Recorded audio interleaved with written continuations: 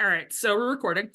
Tonight we are going to be doing module 2, footprinting and reconnaissance. I was just talking about recording, so of course I threw that in there. I'm going to try to cram in some of module 3 because that's what we were supposed to be doing today, but the snow day kind of threw us all off and all of that. Yes, this is Dorian. Apparently he's decided he wants to come and help us with this class, because he's been ignoring me all day. And then the minute I started class up, he was like, ooh, I want to help. So, all right, let me screen share with you guys. Oh, before I do that, let's see. If you go out to course documents, I made sure the course slides. Please tell me if you guys can or cannot get into these. The link goes out to, and they're by module, and they're just images of all those slides that I've been going through for you guys. So that way, because, you know, the teacher resources you have to pay extra for, and you guys don't get the teacher resources because you're not the teacher. You know how it is. So I went out, and luckily the other instructor had already downloaded every single one out there. And so I swiped all his and put them out for everybody. Okay.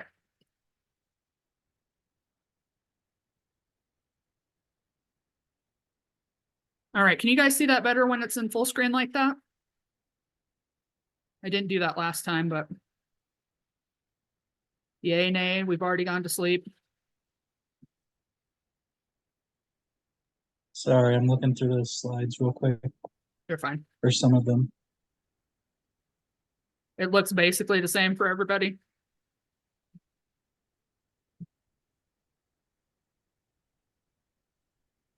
Okay, well then I am just going to leave it alone.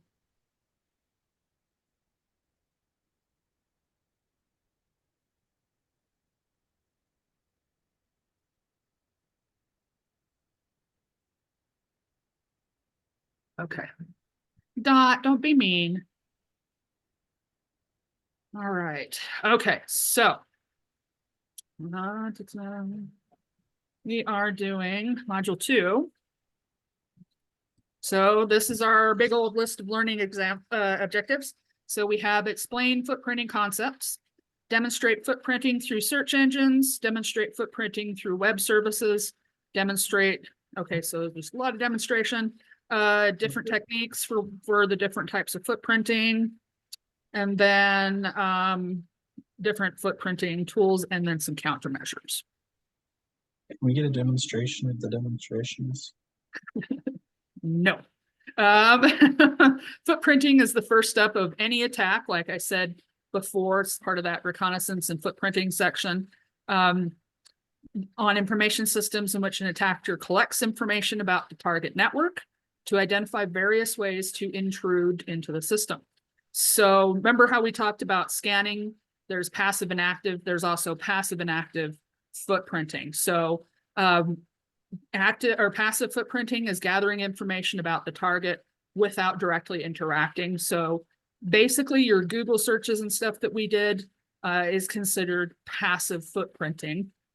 Active footprinting, you have to gather information about the target, but you have to directly interact with that target.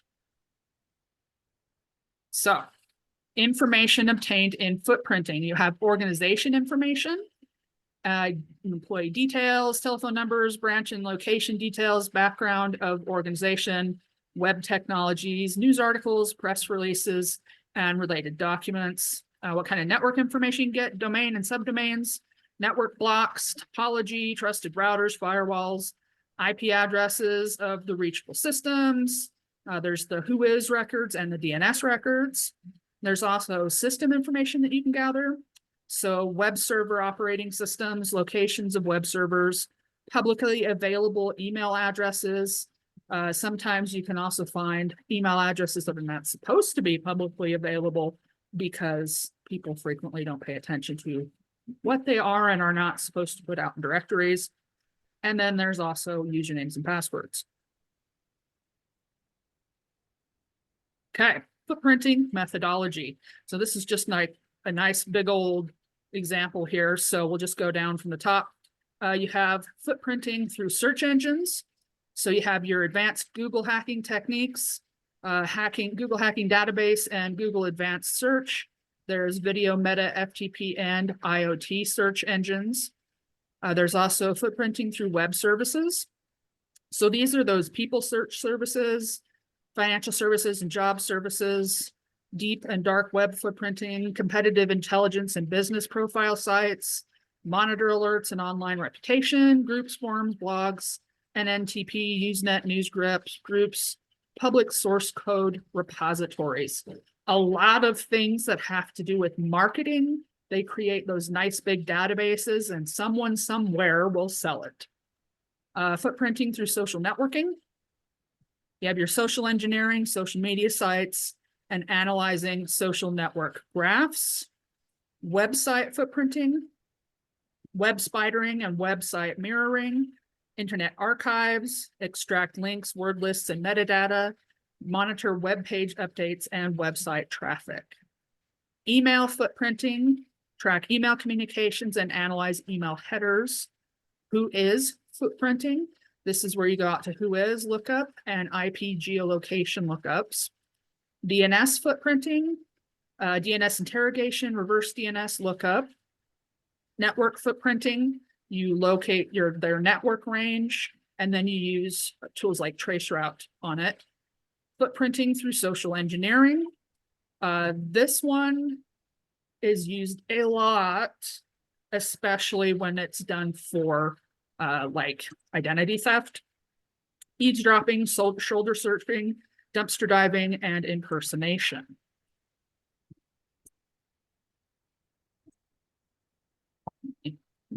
Bump that out there so you can see it. Okay. Footprinting through search engines. So you remember that little thing that I had you guys do last week? That is an example of footprinting through search engines. So your attackers use search engines to extract information about a target, like employed technology platforms, employee details, login pages, intranet portals, which help the attacker perform social engineering and other types of advanced system attacks. Then there's a couple of links here. You have your Google, Bing, Yahoo, Ask, AOL, Baidu, DuckDuckGo, and then there's a bunch of them out there. Someone have a question?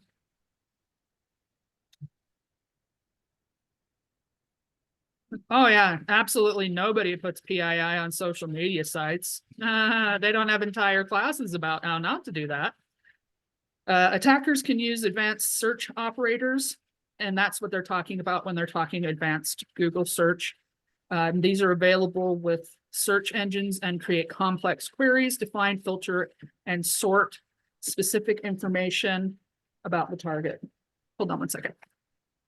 Yes.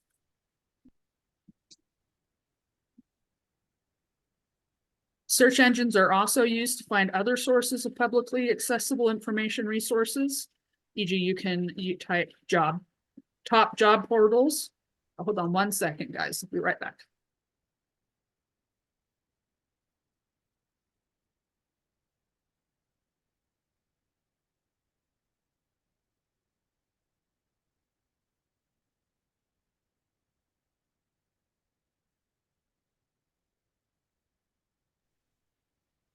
Okay, sorry about that. Had a kitty question. So we were talking about search engines. They're used for finding other sources of publicly accessible information resources. So there are a bunch of things that are considered publicly accessible information resources, and it's really surprising what is out there. So top job portals, you can just type that in, and then you can go looking to find different things, to find major job portals that provide critical information about target organization. There's all sorts of things like that. This is why, unfortunately, stalking has gotten so much worse, because online stalkers, unfortunately, can use these tools very well. Okay, here's the advanced Google hacking techniques. I highly suggest you save This is actually a really good slide to steal and keep for your own resources. So they're talking about the advanced Google search operators for the more complex search queries. So cache displays the web pages stored in Google Cache. Link lists web pages that have links to the specified web page. Did someone have a question? Sorry, my mic must have just fed back. I thought someone asked something. No, I sneezed and I didn't realize my mic was on. Sorry. That's fine.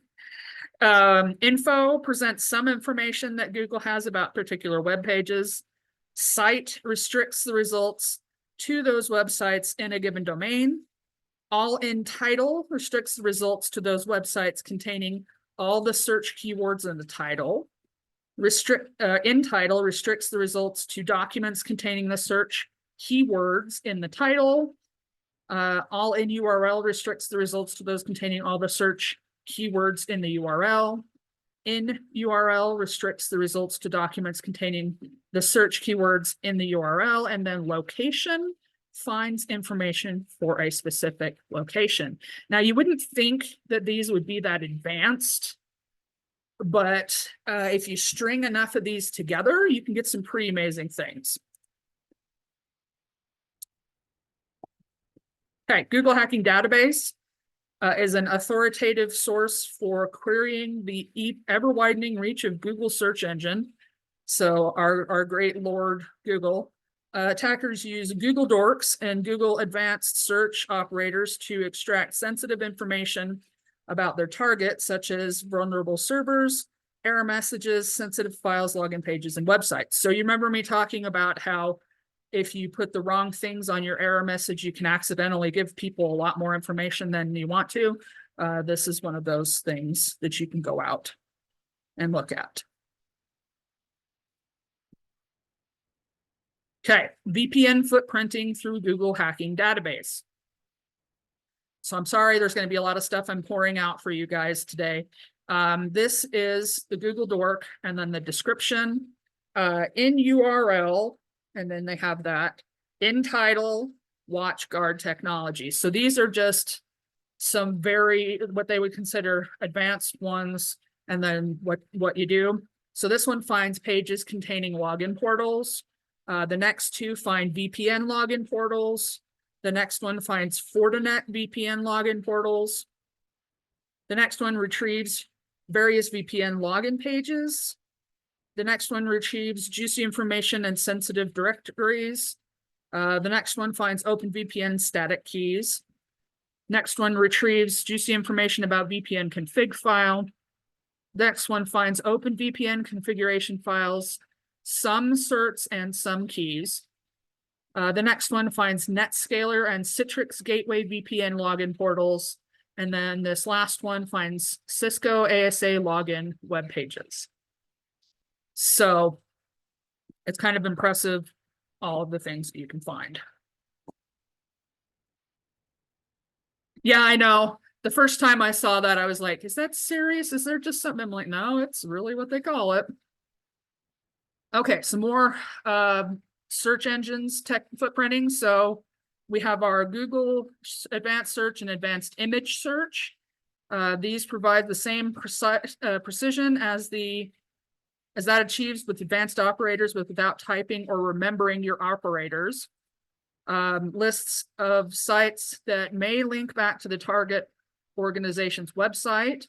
Use your Google Advanced and then the Advanced Image Search. There's reverse image search, which is actually pretty cool. Use an image as a search query. This is a good one to figure out catfishing and things like that, or if someone is using copyrighted images. Original source and details of the images such as photographs, profile pictures, and memes. Google Image Search, TinEye Reverse Image Search, and Yahoo Image Search. Video Google search engine. Sorry, go ahead. I was gonna say Google makes it stupidly easy nowadays to reverse search images. Yeah, there's a reason for that too. Yeah. Video search engines, search for video content. Sorry, I had a cat hovering. related to the target, hidden information such as time, date, and thumbnails, YouTube metadata, YouTube data viewer, and easy GIF. Meta search engines use other search engines, Google, Bing, Ask, etc., to produce their own results from the internet.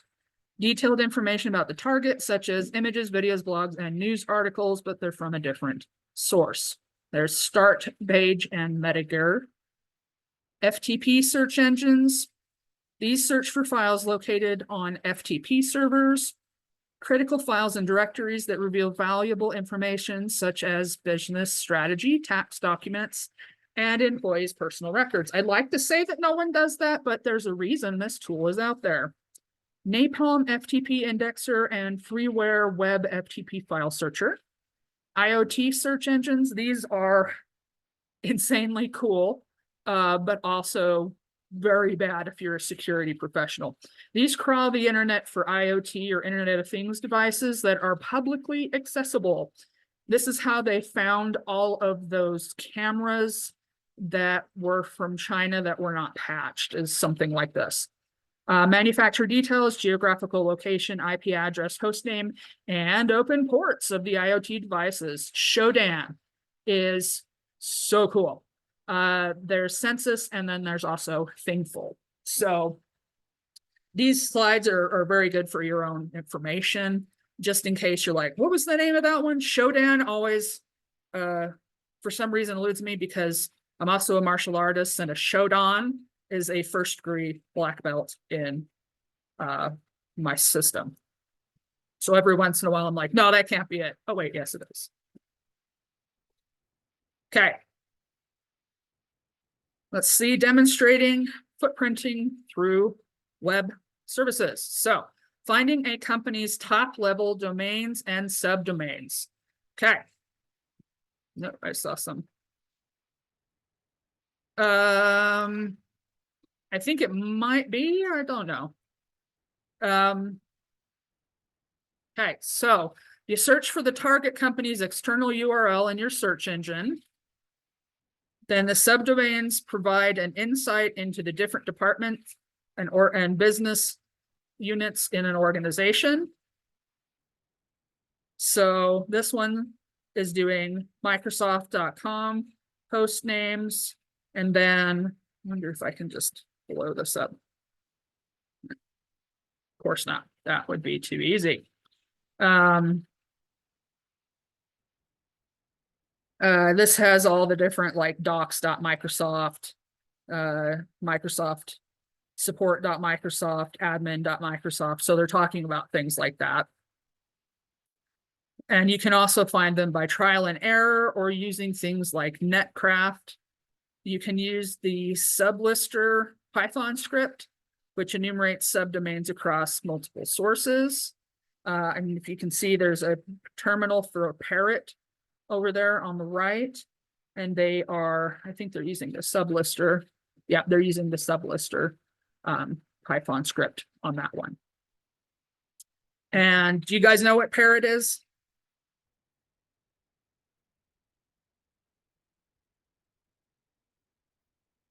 Yeah, it's another flavor of Linux. I haven't tried it, but Zach, have you tried it? Are you on?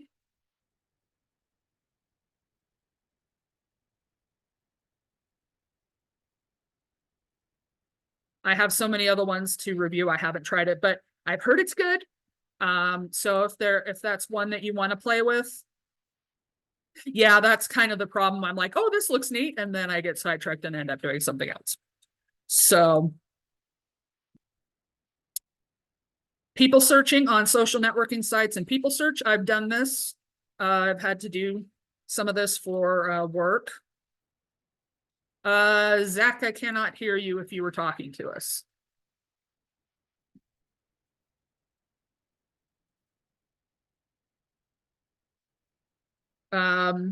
Okay, so social networking search services like Facebook, Twitter, LinkedIn provide useful information about the individual that helps the attacker in performing social engineering and other attacks.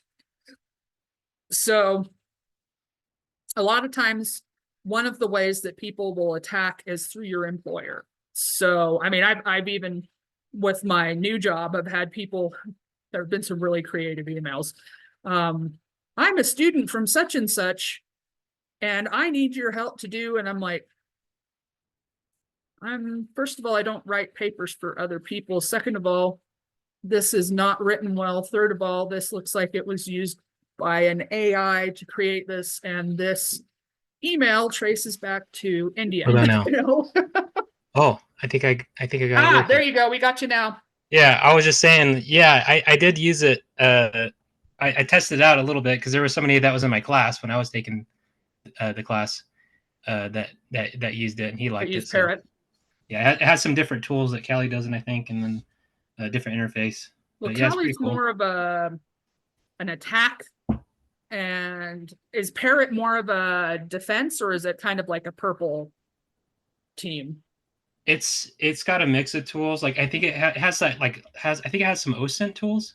Oh, cool. So it's got kind of a little bit of everything on that. That's cool. Yeah. So Yeah. if you guys want to on your VM, by the way, no, they are not up because I had some issues with mine. You can always throw Parrot on your VM and play with that, or you can play with Callie. Doesn't matter to me. Okay, so people searches. These can provide critical information about a person or an organization, like Spokio and things like that. But usually, they'll only give you, I don't know, you see that screen over there on the side, they'll give you just like a short blip, which surprisingly enough can be a lot. And then from that you can work forward. But they also have like a subscription service, a lot of them do. And there's a Cali purple. I don't know about Cali green. But anyway, the subscription services, like I've used Ben Verified and a couple of things, but honestly, I didn't get any more on Ben Verified that I wouldn't have gotten just doing it by hand. So I haven't tried People Search, but there a lot of them, basically all they do is it's a place that leverages those big databases, and what you're paying for is you're paying for someone else to do the footprinting for you. And they can be very helpful, but after a lot of the things that we'll walk through here, you should be able to go out and do a lot of them yourself. Gathering information from LinkedIn. Attackers use the Harvester tool. I haven't used this one. Ooh, this one's new to me. I'll have to go play with it. To perform enumeration on LinkedIn and find employees of target and company along with their job titles. Attackers can use this information to gather more information like current location and education qualifications, and perform social engineering and other kinds of attacks. This is why it's really good to, so here you go, attacker search on LinkedIn, and then you can see over here on the right, they have this person's name and their job title. They have a whole list of out here. And that's pretty impressive when you think about how many people put out contact lists out there that have all this stuff on it. So yeah, the Harvester one I would say would be a fun one to go play with. Emailing lists are a big thing that people go after. Email addresses related to the target organization acts as an important attack vector during later phases of hacking. Attackers use automated tools like Harvester and Email Spider to collect publicly available email addresses of target organization that helps them perform social engineering and brute force attacks. Email Spider is basically just like a web, you know how they have the web crawlers? Basically, Email Spider is kind of the same thing. It just does that with email. Now it is amazing. Like if you go out right now and look at, like I have stuff on my LinkedIn and I've left a lot in there.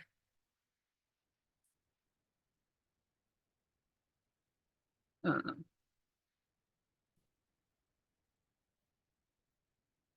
we go. Can you guys see that? My LinkedIn. I'm logged in, so you'll see some of the stuff on there from me. So, you know, you'll see that there's the two places that, like people will assume, well, I didn't work for Western Governors University. That's where I got my, master's degree, but you can get a lot of things on here. And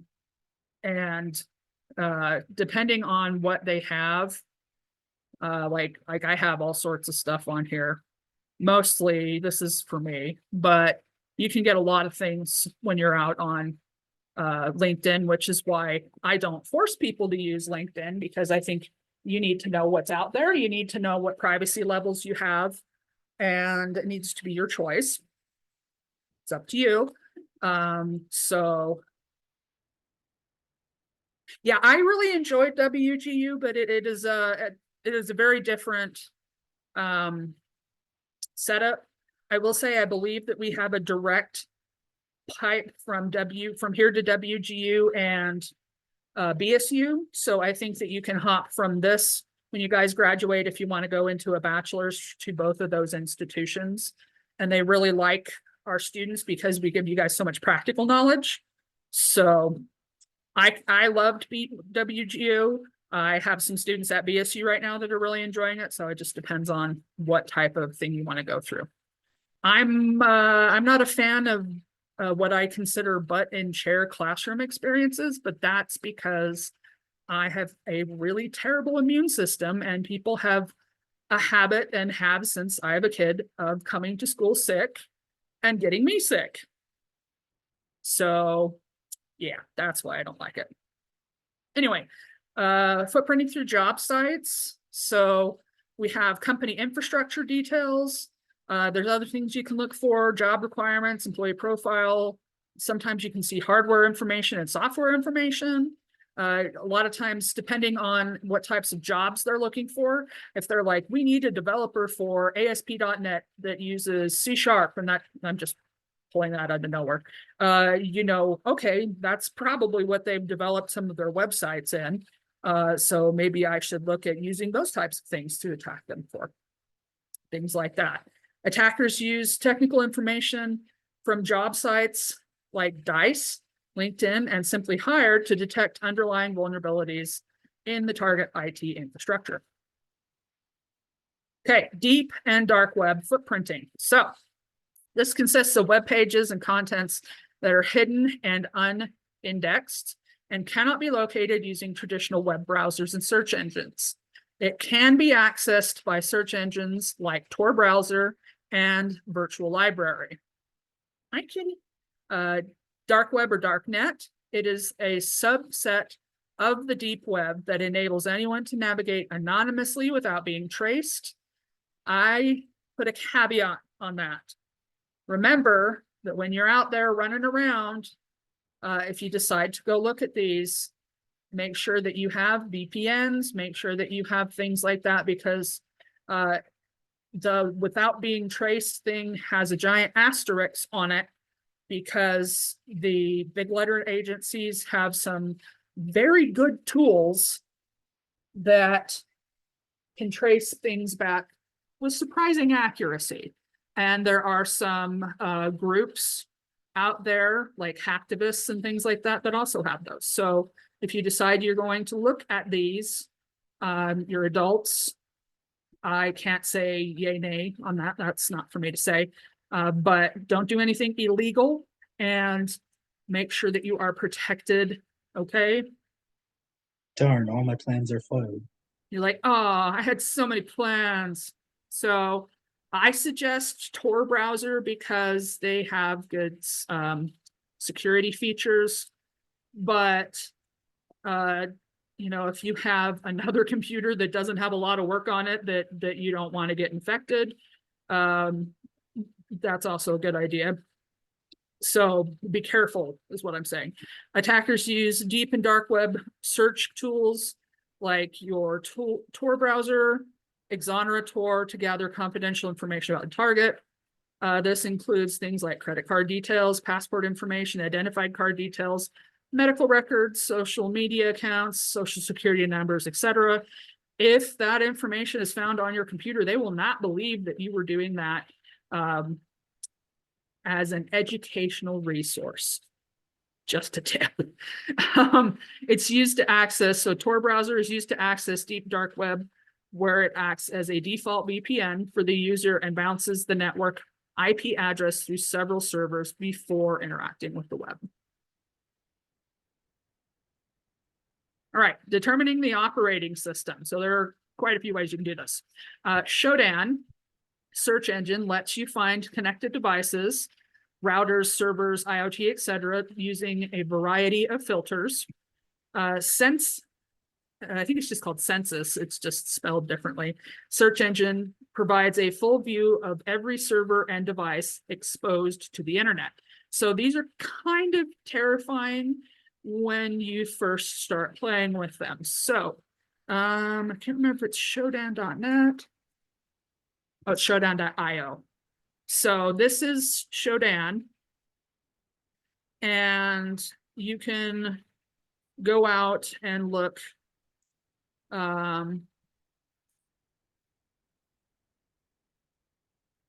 This is their search engine.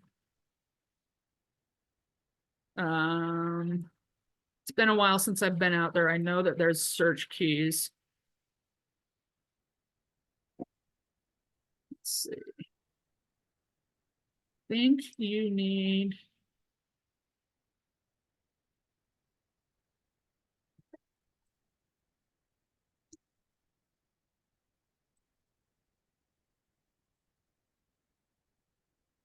I'll see if it pops anything up. Okay, so all I did was randomly pick the first two and it starts pulling IP addresses. So as you can see, there are lots of things you can go look at. Anyway, that was just my look, there's stuff out here. I'm not going to go into a whole lot on that one. It's just oh, the medical aspects of boxing. Okay, I'll explain that. That's actually in my search system because my grandfather was a Golden Gloves boxing person, and he also taught PE, and he had 2 master's degrees from Penn State, and I can't remember the other one, but he taught things to kids back east, and he had programs where he taught boxing and some other things like that. So my dad was looking for a copy of an old book that he used to have, and it has been a very difficult book to find because the last time that they published it was 1942. So I mean, I'm just saying, when you think of Golden Gloves boxers, you can think of like concussions and speech impediments, not 2 master's degrees. well, yeah, I know, right? He was also a medic from World War II. So yeah, he was pretty badass. I was unfortunately I didn't get to meet him. He passed away before I was born, but the family has told me a lot of stories about him. So I feel like I know him. Okay, VoIP and VPN footprinting. So remember that page we were just on? It had VoIP and it had VPN, and those are different things that you can look through. Competitive intelligence gathering. For some reason, this just makes me think of someone running a relay race while trying to do this. It's a process of identifying, gathering, analyzing, verifying, and using information about your competitors from resources such as the internet.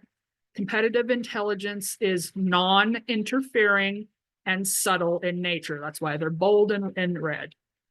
So company websites and employment ads, search engines, internet and online databases, press release and annual reports, trade journals, conferences, and newspapers, patents and trademarks, social engineering employees, product catalogs and retail outlets, analyst and regulatory reports, customer and vendor interviews, agent, distributors, and suppliers.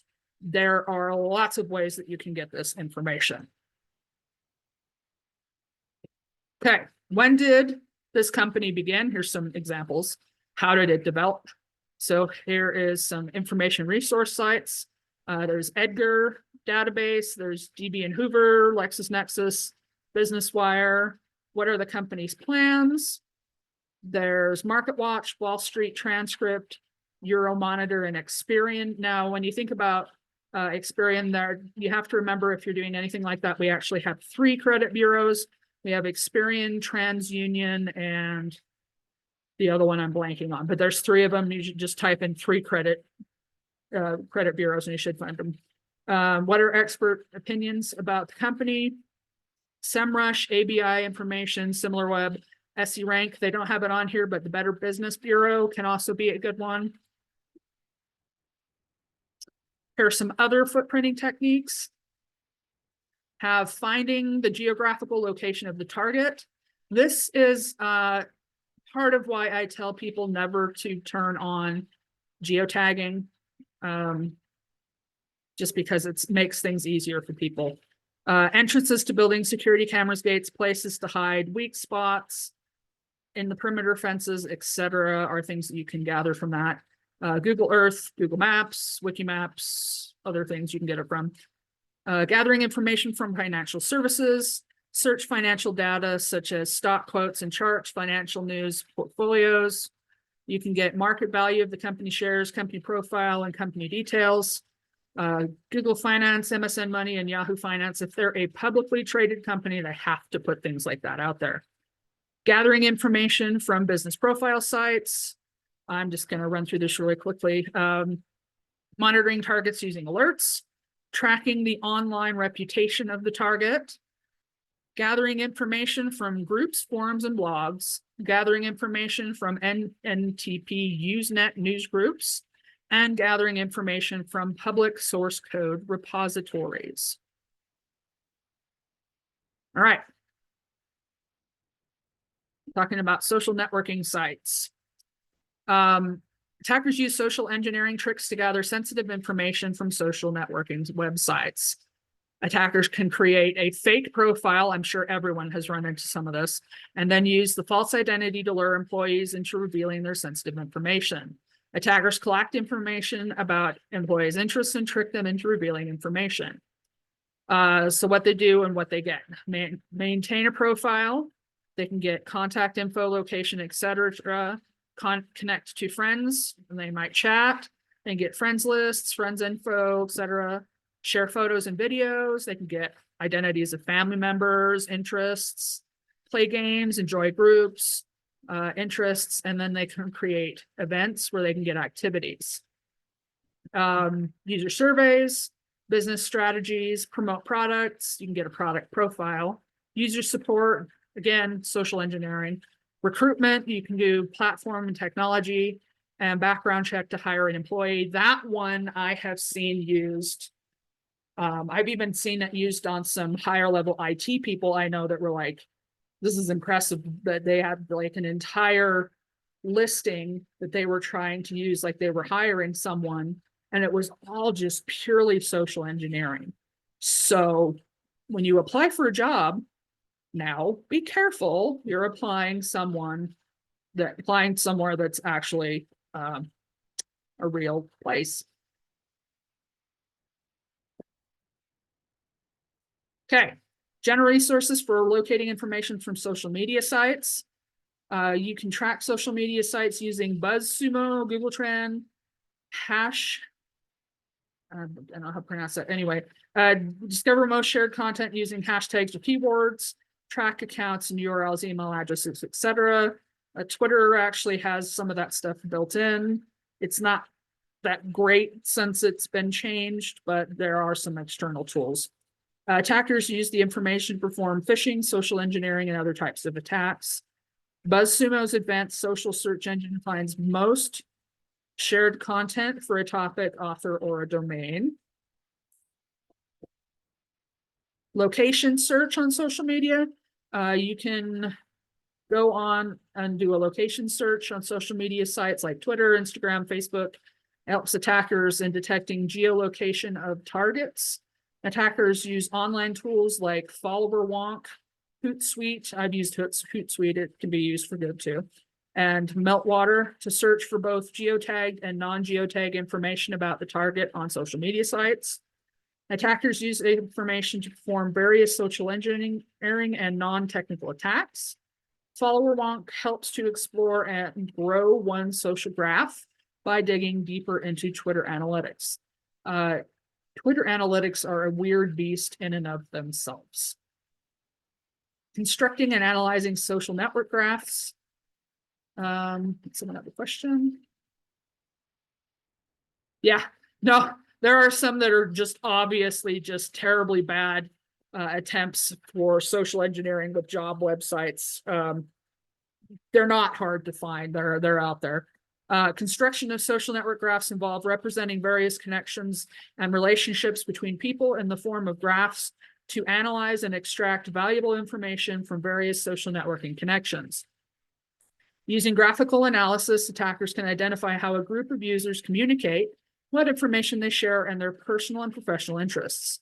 Attackers use tools like Gephi, SOCNet, and NodeXL to construct and analyze social networks and obtain critical information about target organizations and users.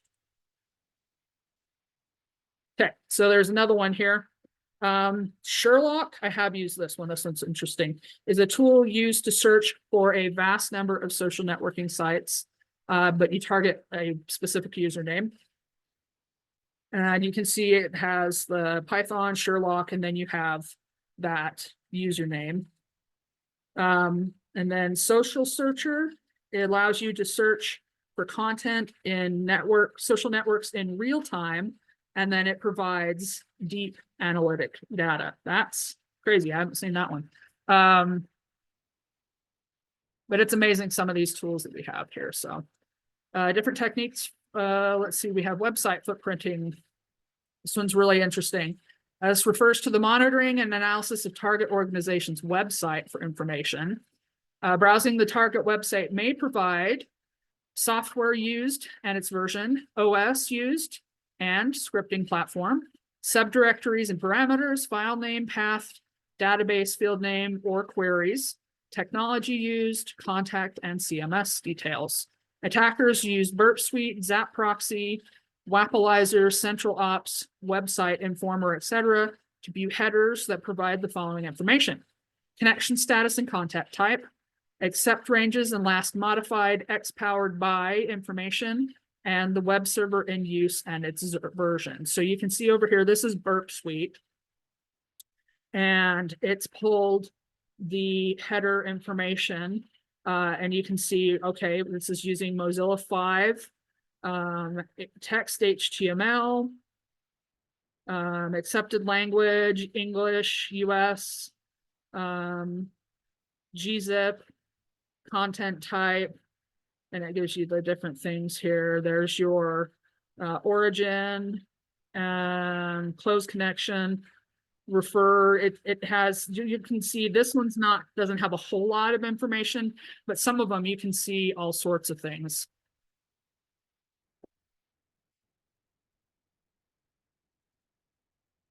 Okay. Examining HTML source code may provide comments present in the source code. Remember how I talked about comments in the other class? Contact details of the web developer or admin, file system structure, or script type. Then you also have cookies. They can provide software in use and its behavior and scripting platforms. So on the, if you look over on the left, you see where everything it says, excuse me, meta. That's your metadata. And then looking to see if there's a notes section. It doesn't really show notes in here, but you remember the commented out notes that we talked about. Unfortunately, there are also bad use cases of those, and people can put all sorts of things in they're not supposed to. Website footprinting using web spiders. Like Web Data Extractor or ParseHub. These perform automated searches on the target website and collect specified information like employee names and email addresses. Attackers use collected information to perform footprinting and social engineering attacks. A lot of times when you get those mass email attacks, this is the type of tool that they've used to extract that information. User-directed spidering, attackers use standard web browsers to walk through the target website functionalities. Incoming and outgoing traffic of the target website is monitored and analyzed by tools that include features of both a web spider and intercepting proxy. Attackers use tools like Burp Suite and Web Scarab to perform user-directed spidering. So you'll see over here on the right, you have your web data extractor, and each one of those lines is a piece of the traffic that they're looking at. Mirroring entire websites. This is actually much more difficult. Mirroring entire website onto a local system enables an attacker to browse the website offline. It also assists in finding directory structure and other valuable information from the mirrored copy without sending multiple requests to the web server. Web mirroring tools like HTTrack, Website Copier, and Cyotech Web Copy allow you to download a website to a local directory, recursively building all directories, HTML images, Flash videos, and other files from the server to your computer. It takes up, depending on the size of the website. If it's a really small one, it's not too bad. If it's a really big one, it can take up a lot of space. So this is how it does it. You see it out here on the side. It's duplicated how it looks. And then basically you just scroll through and look at how everything is. Okay, one of the best tools that I learned is the Wayback Machine. This is an internet archive thing, and it goes back a long time. So you can do all sorts of websites, and I'll give you an example here. You can do Zillow, but it doesn't work as well. I was looking for some pictures of a friend's house. I'm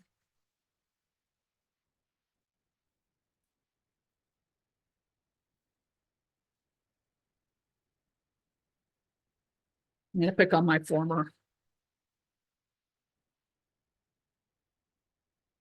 Hopefully it doesn't take too long.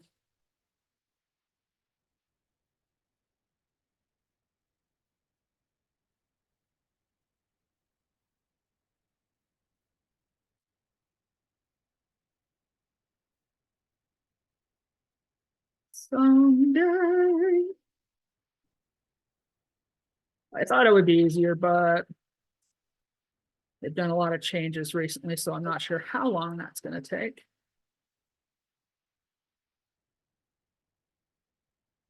Yeah, that's a good point. Using the Wayback Machine, people have gone back for like social media. Okay, so this is the site feature, and you can see it goes back quite a ways.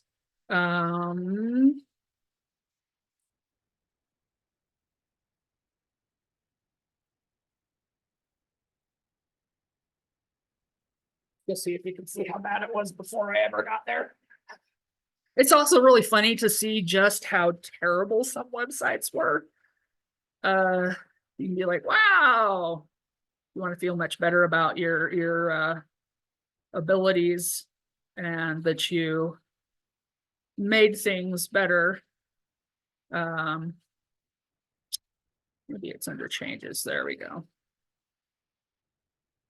I think changes will show you where you can click on the different one to see,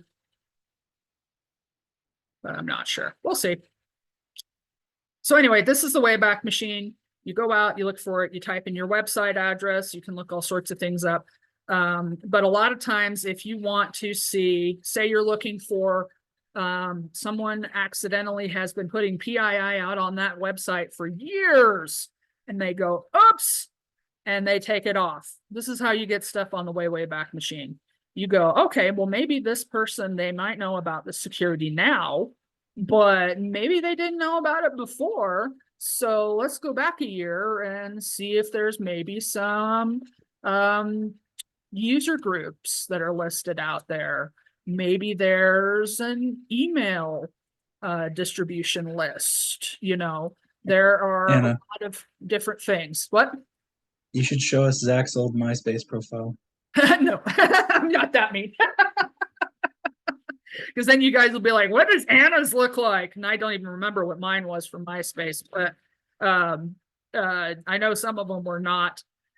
Please not MySpace. Yeah, no. And plus, the more graphics there are, the harder it is to pull up. I think that's why it's having a hard time. The old school district, they liked the really, really flowery stuff. So I think that's probably why it's not popping up. But anyway, so you'll see down here, these are the different archived versions, and you click on your date, and then it'll pop up and you can see over here what it's supposed to look like. So it's actually pretty cool. Okay, what background music did you happen to have for that one?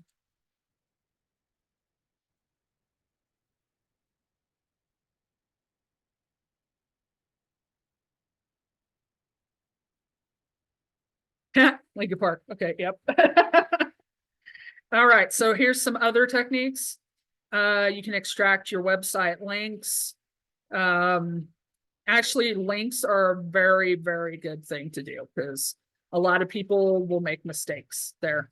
Gathering word lists, extracting metadata. I do that a lot when I'm looking for stuff. Monitoring web pages for updates and changes. That's exactly what we were just looking at. Searching for contact information, addresses, telephone numbers, and all of those things. Searching for web page posting patterns and revision numbers. Monitoring website traffic of the target company.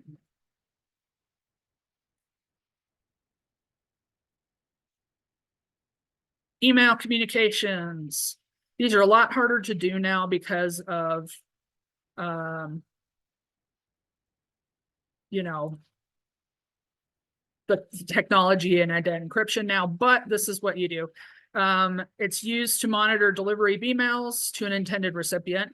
Attackers track the email to gather information about a target recipient, like IP address, geolocation, browser, and OS details to build a hacking strategy and perform social engineering and other attacks. There's some email tracking tools. Again, there's some nice Python ones out there. Email Tracker Pro, Infoga, Mail Tracker, Polite Mail allow tracker to track an email and extract information such as sender identity, mail server, sender's IP address and location. Email Tracker Pro analyzes email headers and reveals information like sender's geographical location and IP address. The email headers have a ton of information in them. It is quite impressive. All right. Who is footprinting? I highly suggest you play around with this at some point. I actually had to do an entire project about this in my master's class, so it was really interesting. WHOIS databases are maintained by regional internet registries and contain personal information of domain owners. The WHOIS query returns domain name details, contact details of domain owners, domain name servers, net range, when a domain was created, expiry records, last updated record. Information obtained from WHOIS database assists an attacker to gather personal information that assists in social engineering, create a map of the target organization's network, obtain internal details of the target network. And here are some of the regional registries here. All right. WHOIS record? This is what they look like. Can you see all of that information that you can see there? So who's the registrant? What country is that in? Who's the registrar? When was that registered? Here's the expiration date. What name servers? Who's the tech contact? IP address? Other sites owned? Where's this one at? Oh, this one's in Utah. ASN, domain status, IP history, and you have all sorts of things. So it is a ton of information. Yes, I'm sorry. That's why I said these are long. That's why I told you guys that the next couple of classes were going to be painful. This is why.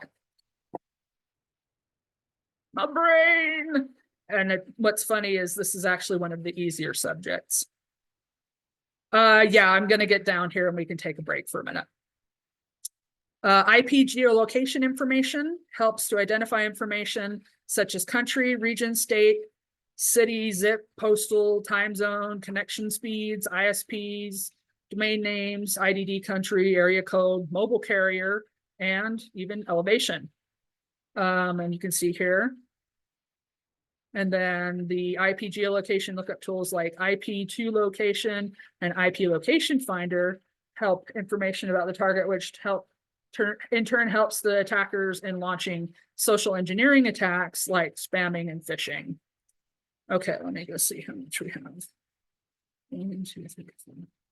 You guys want to take a 5-minute break right now? We have 5 more sections on this. Thank you. Okay, 5 minutes. We'll get back here at 6:10. I'm going to pause the recording, okay? Recording has resumed.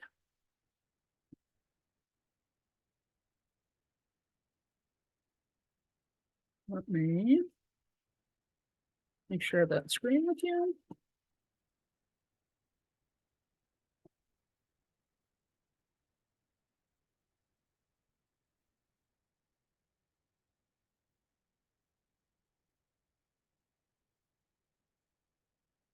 I was looking ahead at that one, so I need to make sure where I was. There we go. Okay.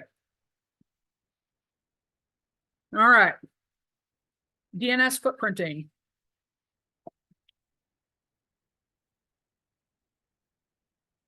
Now watch, it'll be like, no, you're done. Come on.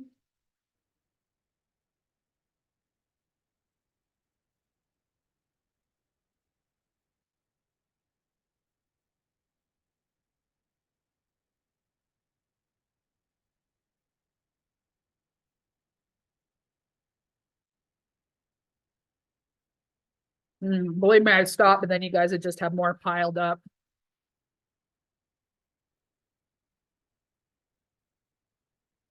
Although, if it's going to be this nasty, it may not have. Yeah. Have you tried turning it off and on? Yes. Are you kidding me? That's the first thing I try on everything. Although I did like that. I don't know if you guys ever saw that really terrible cartoon where they had the life support they were doing that to. That one made me laugh because I was like, oh, I could see some poor IT person trying this. Okay. The IT person wouldn't try it. They wouldn't really understand what they were getting questions about, and they would suggest someone else tries it. Okay, you got a point there.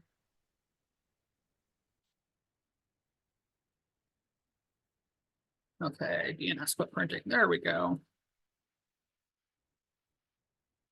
There we go. All right, extracting DNS. All right. DNS records provide important information about the location and types of servers. Attackers can gather DNS information to determine key hosts in the network and can perform social engineering attacks from there. So, attackers query a DNS server using DNS interrogation tools such as security trails, NSLookup, and DNS records to retrieve the record structure that contains information about the target. So you remember us talking a little bit about NSLookup, where you type in NSLookup and then you have the codes. Those are the types of, when they talk about different commands, the commands a lot of times will bring up different information from those record types that you see there. There's reverse DNS lookup.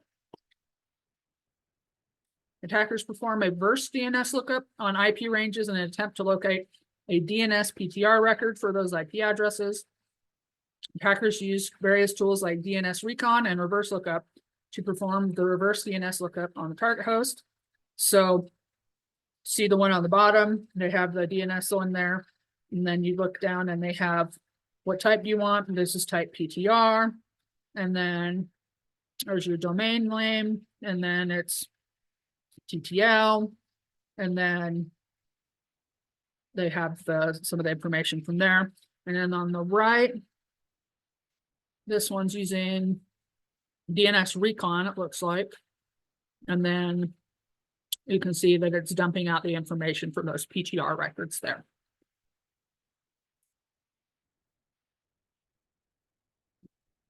Okay, these are different network footprinting options. So locate the network range. The network range information assists attackers in creating a map of the target network. One can find the range of IP addresses using Aaron, who is database search. So remember how we just mentioned that. One can also find the range of IP addresses and subnet masks used by the target organization from Regional Internet Registry, or RIR. And on the right, you'll see an example right there. Traceroute. These programs work on the concept of ICMP protocol and use the TTL field in the header of ICMP packets to discover the routers on the path to a target host. So you see those traced out here. So they're doing trace route of that IP address, and then you can see there's the information there. This one's pseudo trace route. That's what they're, and I think that's parrot. Yep, parrot. And you can see the hops and things like that from there.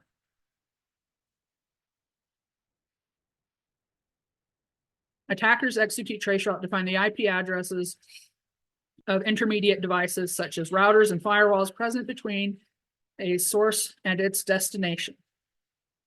Please tell me you don't have something that died. Oh, thank goodness.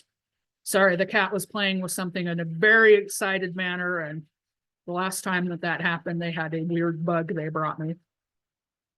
For example, after running several trace routes, an attacker might obtain the following information, and then you can see there's their different little thing down here. And then it says, by compiling this information, attackers can identify the intermediate devices or hosts in the path into the target network. And then they put a nice little graphical interpretation down there on the bottom.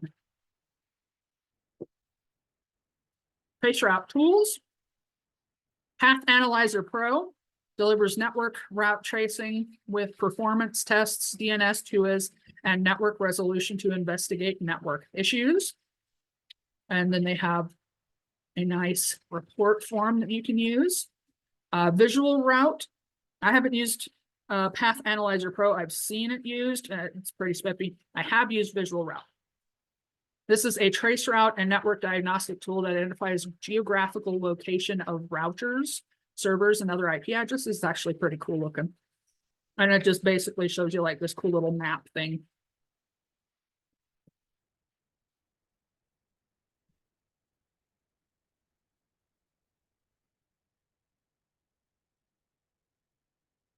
Yes, the look mom presence now worship me is very accurate. Okay.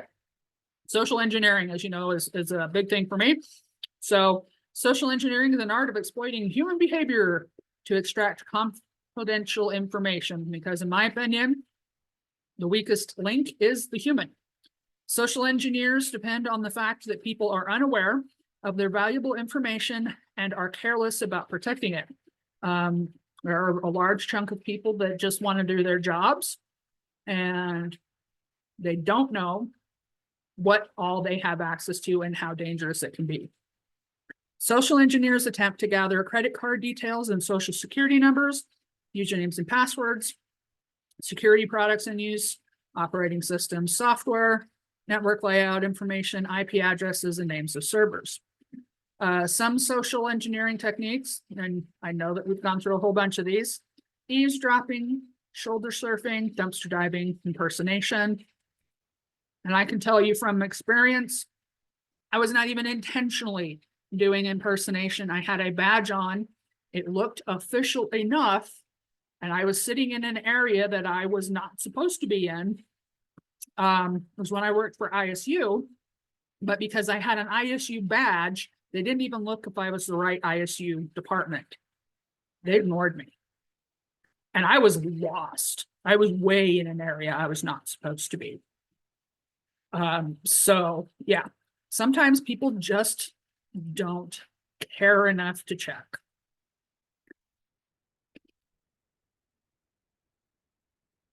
Okay. For eavesdropping, no, stop being grumpy. Unauthorized listening of conversations or reading messages. Interception of any form of communications like audio, video, or text. Shoulder surfing is observing the target to gather critical information like passwords, personal identification numbers, account numbers, and credit card information.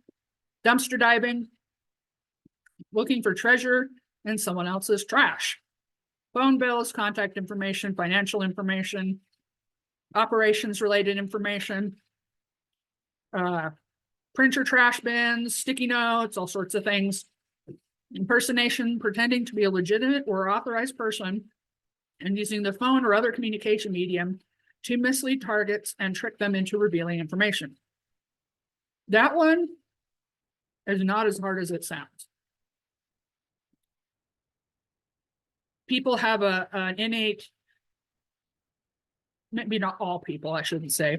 A lot of people, because of the way our society is ordered, are used to telling people that seem like they're in a position of power, whatever they want to hear. You have to get really good at going, are you really in that place of power? Because some things they will do whatever they can to get past it. Okay. Sort of.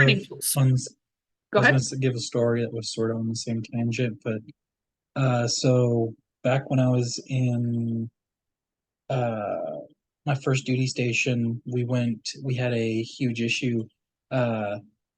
Me, my section supervisor, and our first sergeant, we were doing, I don't remember what the task was, but we decided to go to the PX to get lunch or a late lunch afterwards. And we show up there and there's these like,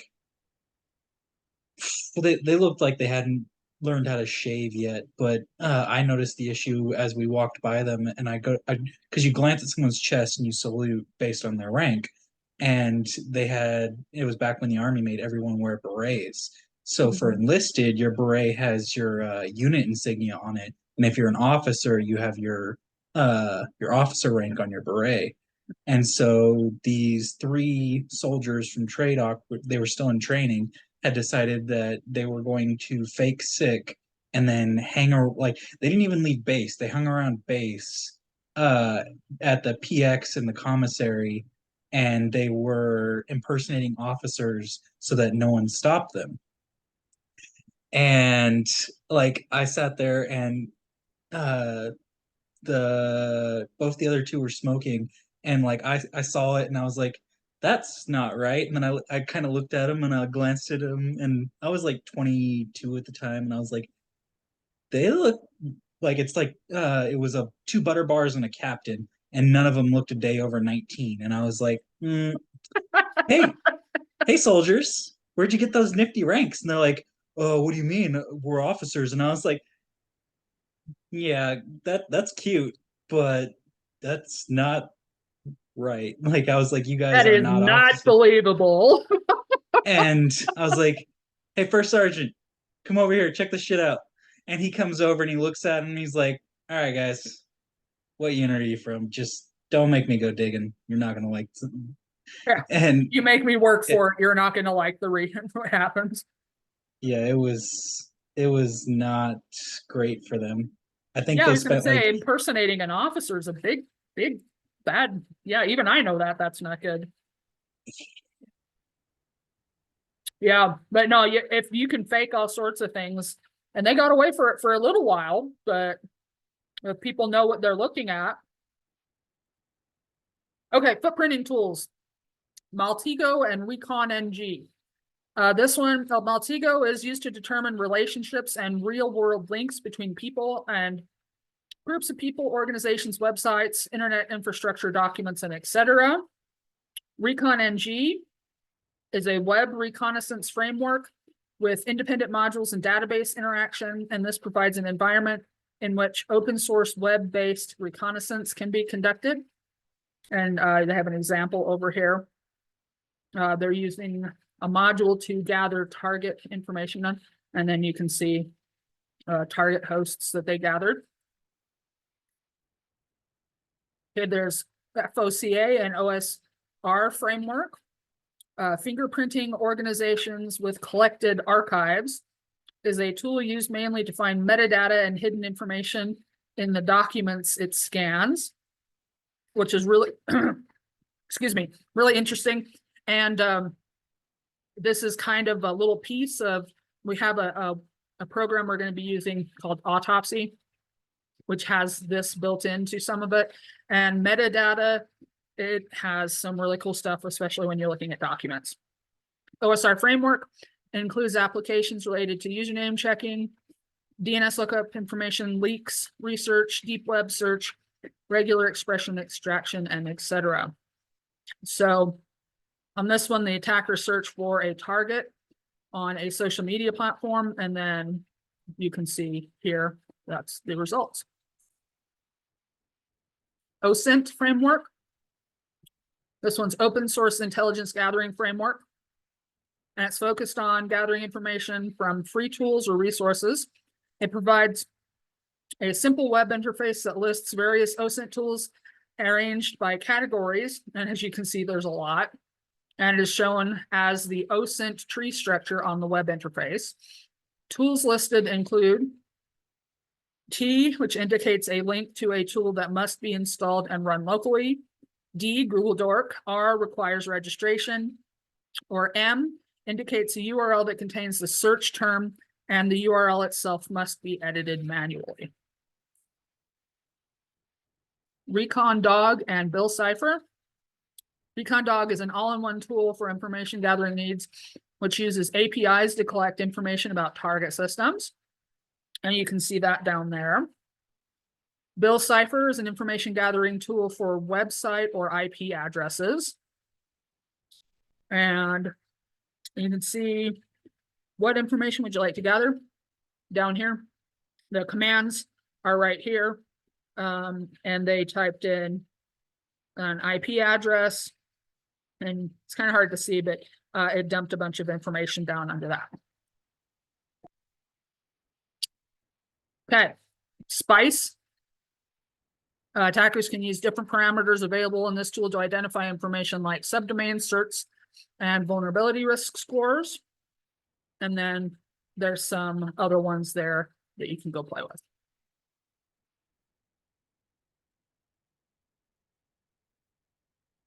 Okay.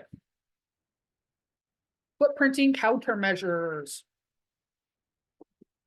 So, restrict employee access to social networking sites from the organization's network. I have a funny story about this one. So we couldn't figure out where a huge number of our virus uptick was coming from. And it was, oh, why did that just fly out of my name? It was one of the social networking.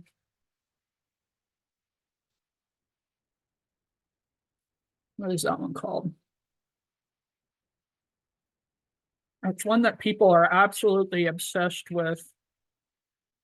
Have pins on it. Anyway, it was Pinterest. Pinterest. Thank Took you. me a second. Pinterest. It was the one that got that people, you know, because there's links within there. It was almost 50% of the load of our viruses were coming from infected links from Pinterest. So we told them, sorry, no, if you're using anything from our network, we're shutting it off. Configure web servers to avoid information leakage. Educate employees to use pseudonyms on blogs, groups, and forums. Do not reveal critical information in press releases, annual reports, product catalogs, etc. Limit the amount of information published on a website or the internet. Use footprinting techniques to discover and remove sensitive information that is publicly available.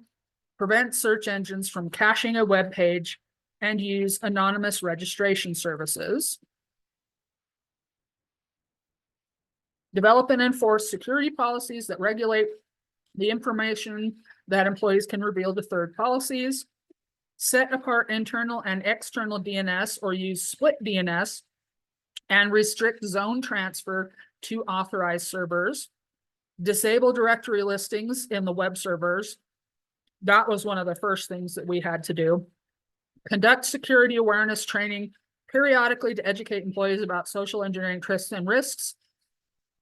I will say, even though that's something that I've done and you have to continually change it, because it's like people just kind of will blow through training and start to ignore it after a while. So you have to change it up. Opt for privacy services on a WHOIS lookup database. Avoid domain level cross-linking for critical assets. Encrypt and password protect sensitive information. You would think that would be something you didn't have to explain, but place critical documents such as business plans and proprietary documents offline to prevent exploitation. Train employees to thwart social engineering techniques and attacks. Sanitize the details provided to internet registrars to hide the direct contact details of the organization. Disable geotagging functionality on cameras to prevent geolocation tracking. Avoid revealing one's location or travel plans on social networking sites. Okay, I'm going to add a little caveat on here. I teach a lot of, and have for years, I've taught self-defense. I've helped people who have dealt with stalkers offline and in person. I've dealt with people who've had to deal with people who have messed with their houses and things like that. Never, ever, ever tell someone that you are going on vacation before you go on vacation, especially on a social networking site. Don't tell them where. You're basically just publishing a, hey, come mess with my stuff. It's very common for those things to be trolled. And then when you're gone, unless you have someone house sitting 24/7 while you're gone, it creates the possibility of things to have happen to your place. A lot of people, especially when it deals with stalking and things like that, one of the things that I tell them is a lot of people take pictures in places of where they are a lot of times and post them, and that people don't vary their routines very much, and you accidentally give away a lot of things about yourself. So be really careful when it comes to geolocation, geotagging, and posting anything that comes with your travel plans and things like that. If you go on a really cool vacation, post the photos after you come back. Yeah, actually have something for that. So when I was active duty Navy, we'd be going to sea for anywhere from a couple weeks to a couple months, and we'd be hitting various ports. Sometimes it'd be working ports, sometimes it'd be a delivery port. If it was a delivery port, it's just basically party time. We had very little rules. We just go out there and get drunk, go sightseeing, do whatever we need to do. And I always made it a habit of going sightseeing, because you never know. I'm American, so I've never been to Malaysia before, so I want to go see the Batu Caves or whatever.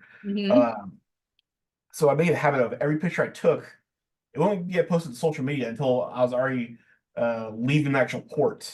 It'd be like several days worth of photos. So, yeah, he was there, but he's not there anymore. Yeah, exactly. And that's something I've told a lot of people. When you go on a really cool vacation, take lots of pictures. That's great. Don't post any of them until you get back. It's just a piece of advice from me. And then ensure no critical information displayed on notice boards or walls. All right, the section we were supposed to go over today is scanning networks. I'm just looking to see how much we have.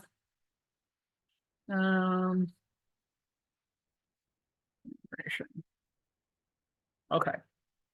I am going to do that on Wednesday because that one requires some extra stuff and we've already been on for quite a while.